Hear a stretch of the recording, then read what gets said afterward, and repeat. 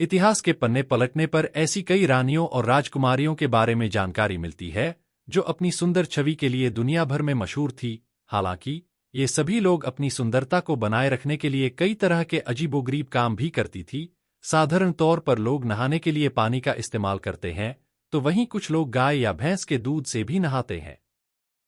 लेकिन आपको ये जानकर हैरानी होगी कि दुनिया में एक ऐसी भी रानी थी जो गधियों के दूध से नहाती थी। इसके लिए वो हर रोज 700 गधियों का दूध मंगाया करती है। इस रानी को न सिर्फ उनकी सुंदरता के लिए जाना जाता है, बल्कि उनका जीवन भी काफी रहस्यमय रहा था। दरअसल हम मिस्र की राजकुमारी क्लियोपेट्रा के बारे में बात कर रहे हैं। क्लियोपेट्रा को सुंदरता की देवी भी कहा जाता था। सुंदरता के साथ साथ क्लियोपेट्रा का जीवन भी काफी रहस्यमय था, जो आज भी खोजकर्ताओं को उनकी तरफ आकर्षित करता है। इतिहास के मुताबिक क्लियोपेट्रा जितनी सुंदर थी, उससे कहीं ज्यादा चतुर और षड्यंत्रकारी भी थी। पिता की मृत्यु के बाद क्लियोपेट्रा और उसके भाई टोलेमी दियोनिसस को संयुक्त रूप से राज्य प्राप्त हुआ। उस समय क्लियोपेट्रा की आयु मात्र 14 वर्ष थी। भाई को राज्य पर क्लियोपेट्रा की सत्ता सहन नहीं हुई और बगावत हो गई। ऐसे में क्लियोपेट्रा को अपनी सत्ता से हाथ धोना पड़ा और सीरिया में शरण लेनी पड़ी। लेकिन इस राजकुमारी ने साहस नहीं छोड़ा। रोम के शासक जूलियस सीजर को अपने मोह में फंसाकर क्लियोपेट्रा ने मिस्र पर हमला करवाया। सीजर ने टोलेमी को मारकर क्लियोपेट्रा को मिस्र के राज सिंहासन पर बैठाया।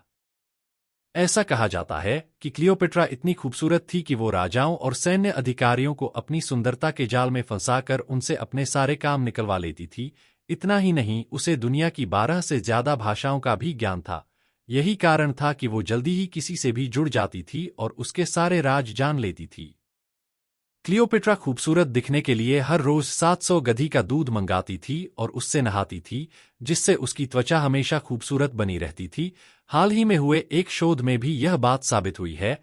तुर्की में हुए एक अध्ययन के अनुसार एक शोध के दौरान जब चूहों को गाय और गधी का दूध पिलाया गया तो गाय का दूध पीने वाले चूहे ज्यादा मोटे नजर आए। इससे यह साबित होता है कि गधी के दूध में गाय के दूध की तुलना में कम वसा होता है, जो हर लिहाज से बेहतर होता है।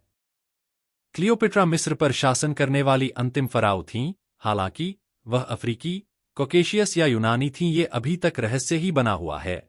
इस पर आज तक शोध जारी है। क्लियोपेट्रा की मौत महज 39 वर्ष की आयु में ही हो गई थी, लेकिन उसकी मौत कैसे हुई, ये भी आज तक रहस्य ही बना हुआ है। कुछ लोगों का मानना है कि क्लियोपेट्रा ने सांप से डंक लगवाकर आत्महत्या कर ली थी, तो वहीं कुछ लोग कहते हैं कि उसकी मौत मादक पदार्थ यानी जहर के सेवन से हुई थी।